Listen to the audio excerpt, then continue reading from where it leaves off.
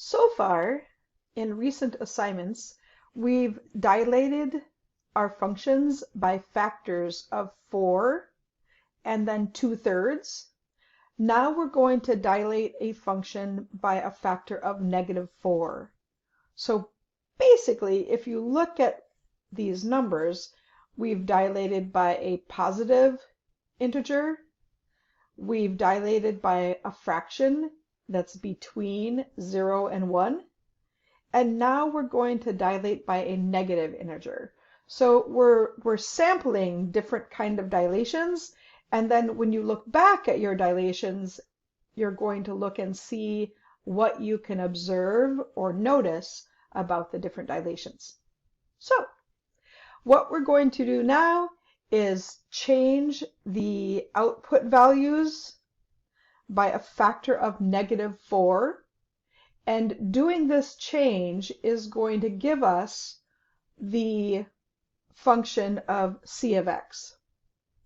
Now remember, your input values are staying the same. So the numbers on the x-axis are staying the same.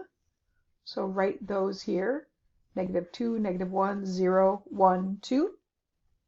And then over here, your output values are the ones that are being multiplied by -4.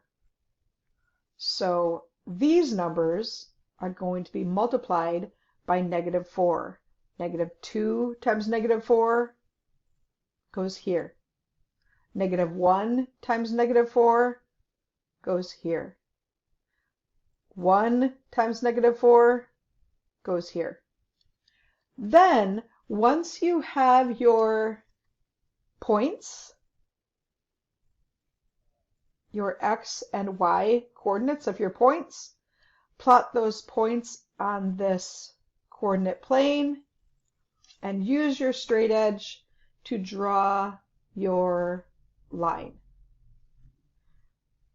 Then, what you're going to do, like you've done before, you're going to identify the slope and the y-intercept for this function called c of x, and you're going to write the equation for the function in general form.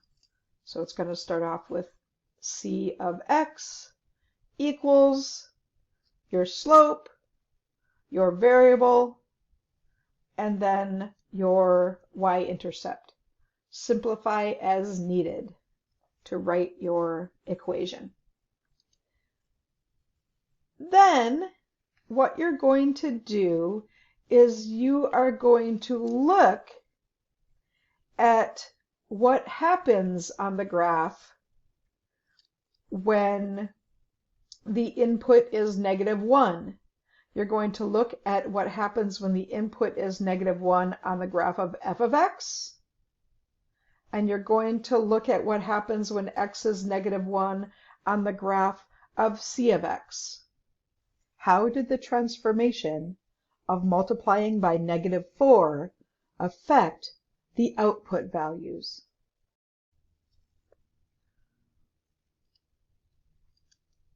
So f of x, this function, is the original graph. It's called the pre-image. When x was -1, y was -1. Look on the new graph, the transformed graph, that's c of x. That's called the image, or the transformed image.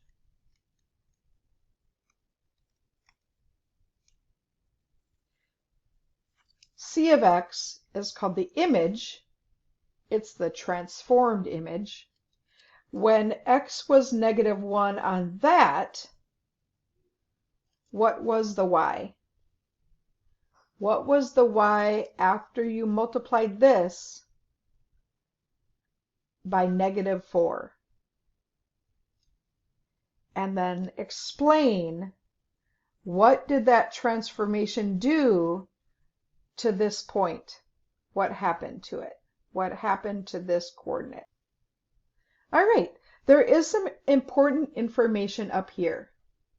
So remember what these symbols mean. This means absolute value. So absolute value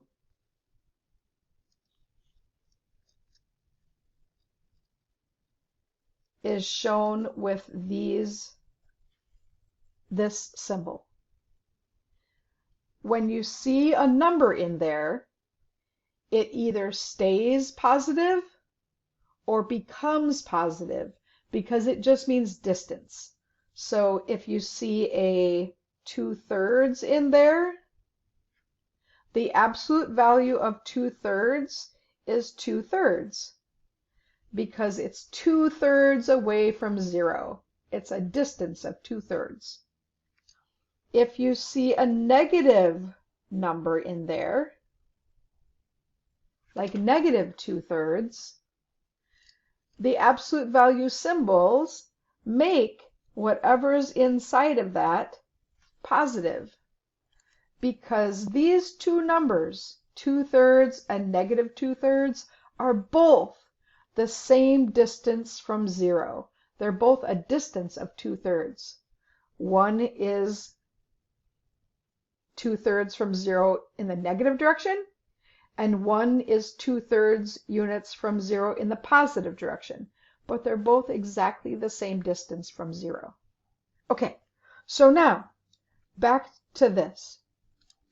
When the number that we're dilating an equation by or a function by is when the absolute value is greater than 1, the resulting graph stretches by a factor of this many units. This is like when we dilated a graph by -4 or by 4. Both of these are being dilated by 4, by a factor of 4, right? But one of them is being dilated in the negative direction, and one of them is being dilated in the positive direction, right? When the absolute value of a number is between 0 and 1, that's like this. When we have a number like 2/3, right? This equals 2/3. This equals 2/3. Both of those numbers are between 0 and 1. It's greater than 0 and it's less than 1.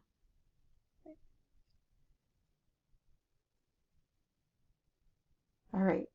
When the number that we're dilating by is less than 0, so an example of this would be -2/3, -1, -4. The graph is going to be depending on if it's a fraction or, a fraction less than 1, or if it's an integer, it's either going to be stretched or compressed, and because it's negative, it's going to be reflected across the x-axis. So we're going to talk about that more later, but just keep in mind this idea of something being reflected across the x-axis. And think about what that might mean.